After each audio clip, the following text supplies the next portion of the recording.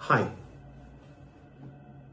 my name is Casey Gordon. I am the emotional well-being practitioner based here at St. Peter's, and Mr. Williams has asked me to talk to you about the cycle of anxiety. So, what is anxiety? Basically, anxiety is, you could just see it as extreme worry.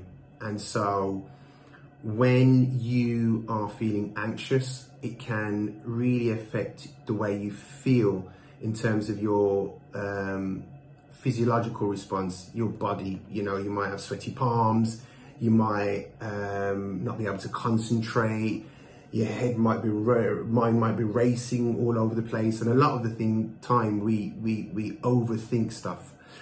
So anxiety really is fear-based, and so the foundation for any sort of anxious reaction, fear, is the foundation of that.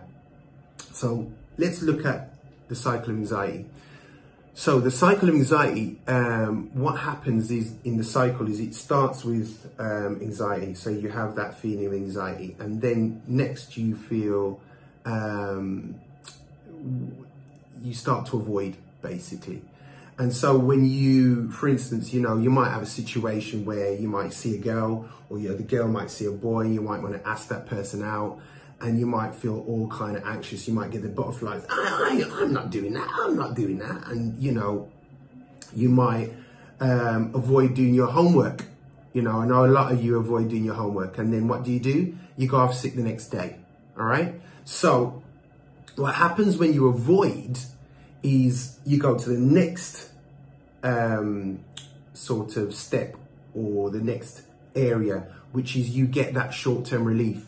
So with the cycle of anxiety, you start with feeling anxious, then you start to avoid, and by avoiding you get that short-term relief. So if you don't ask that girl out, yeah, I feel better now, I feel good, I feel cool, I feel nice. I didn't have to ask that girl out, or I didn't have to ask that boy out. I feel better about it because I didn't have to face that anxiety. Or you avoid class, and so, oh, great, you know, I don't have to do that homework, you know. But then what that does is that catapults you to the next phase, which is long-term anxiety. So your anxiety then grows, because what happens is that you're going to see that boy, or you're going to see that girl, and it's going to be bothering you about asking them out. So then you're going to feel even anxious the next time you have to confront that thing. Or, you know, oh, sir's running, and some of you I know running away from teachers because you're actually feeling anxious because you don't want to confront them. And so if you can see what the cycle of anxiety actually does, is that it causes you to long-term have more anxiety. And who wants more anxiety? Because all you do is over-worry and worry more. So very, very important is to, you know, one of the things that you can do is to stabilize how you feel. And you can do that through really long, deep breaths. And as you breathe out, count in your mind. Try and do it for, say, 10 seconds.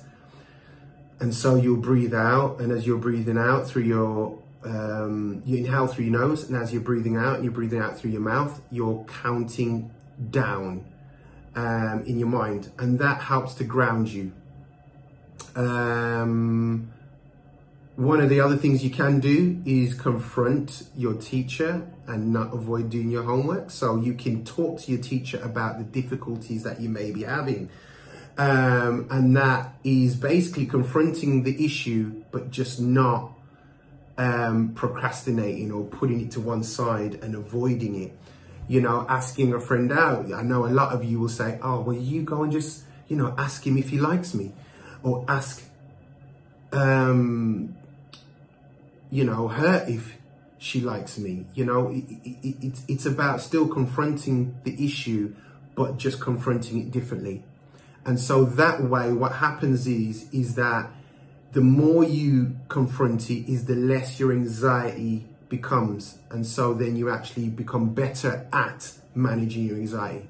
So there's a few little steps for you. I hope that helped, and hopefully we should see more pupils doing their homework from now on, because they're going to have less anxiety.